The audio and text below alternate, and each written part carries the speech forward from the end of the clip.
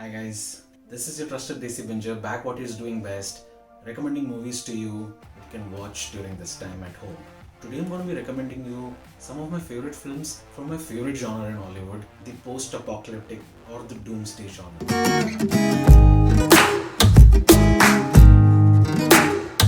First up is Children of Men. Alfonso Cuarón, before he became the A-list director that he is today, before Gravity, before Roma, about 14 years ago to be precise, made a remarkable film called Children of Men.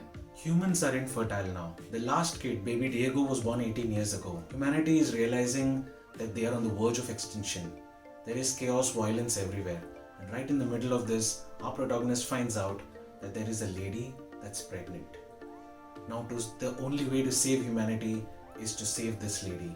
Based on a novel by P.D. James of the same name, this is a story about hope under grim circumstances, about realization that something is bigger than yourself. This premise lends beautifully to Alfonso Cuarón's style of filmmaking. He loves taking long, meandering takes which put you right in the middle of the situation and sets the mood perfectly. The lighting, the sound, the cinematography, all add to the technical brilliance that this film is. It's a story that spoke to me because it's a story about people like us, those who are lucky and have the luxury to tune out the misery and suffering in the world, the luxury to be cynical. It's about people like us who need to be awakened. The last 20 minutes of Children of Men will not only make you tremble, but also revise your expectations of how realistic a cinematic portrayal of combat can get and how poignant is silence as a tool to make an impact. It's a brilliant film. But unfortunately, when I checked, it was not available in any of the streaming platforms right now. So I guess you'll have to rent it, pirate it, or maybe wait for it to come to any of these streaming platforms. Next up is Snowpiercer, a Bong Joon-ho classic, which was missed by many when it released. But then since the Oscar showering that he's got for Parasite last year, everyone has been discovering his old films.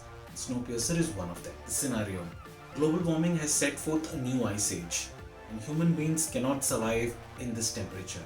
Their only means of survival is a train which plows through the snows as it keeps going non-stop. For years, humans have lived inside this train. The poor obtruded and confined to the last bogies of the train, while the rich in the first few compartments. This is the new way of life. Or it is till the rebellion rises, led by Curtis, who leads a small group of men and women through the hierarchical arrangement of the different compartments right up to the creator. Bong Joon-ho is a master storyteller. Like all his films, this one too has many layers to peel. Each compartment of the train here is representing a social class, representing how the rich, although very few in number, have abundant resources, and the poor, who are obviously larger in numbers but have to make do with limited resources and limited space. He also talks about how rebellion almost always arises from the poor and downtrodden. Just like in Parasite, how Bong Joon-ho uses the houses of the Kim family and the Park family to show the differences and similarities, here he uses a train. The train here is a symbol to denote the world we live in, which is always frantically moving forward with breakneck speed, without stopping or getting off or looking sideways. Like in the movie, we are told that stepping outside will kill you. Like, it's amazing how much this movie packs in terms of messaging and depth, all at the same time being a visually stunning and extremely entertaining action thriller. Chris Evans as Curtis delivers a stunning performance which conveys his range. A range which I didn't know he had. Tilda Swinton is unrecognizable as Mason, and Ed Harris as Wilford, the creator, is his dependable best. It's a terrific film. Catch this one on Netflix. That is Mad Max. This cult franchise has been around for 40 years, with the last film coming out in 1985 starring Mel Gibson as Mad Max. So when George Miller, who's now 75, decided that he's going to come back with a sequel called Mad Max Fury Road, people were a bit wary that has he got it in him to produce something like this?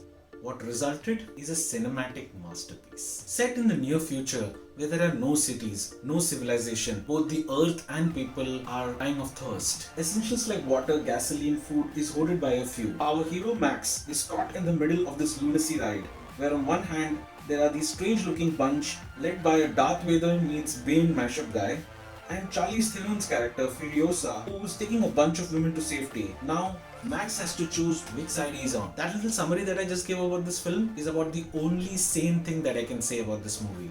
because the rest is absolutely insane. I mean, there is a guy playing an electric guitar on top of a truck with actual flames coming out of the guitar right in the middle of a chase.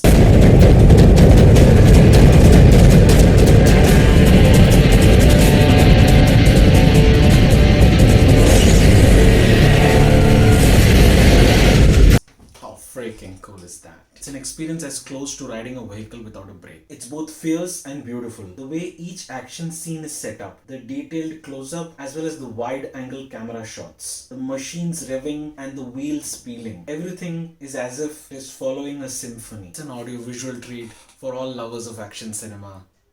Don't miss this on Amazon Prime. There are so many more movies in this genre that I would have loved to talk about. Movies like Blade Runner, Oblivion, Ready Player One, V for Vendetta. I guess sometimes in the near future, I would make a video about those. That's it. That's the end of this episode of The Desi Binger. I hope you like it. If you did, please share it with your family and friends. Hi guys, I hope you liked my last video. And if you did, please share it with your family and friends.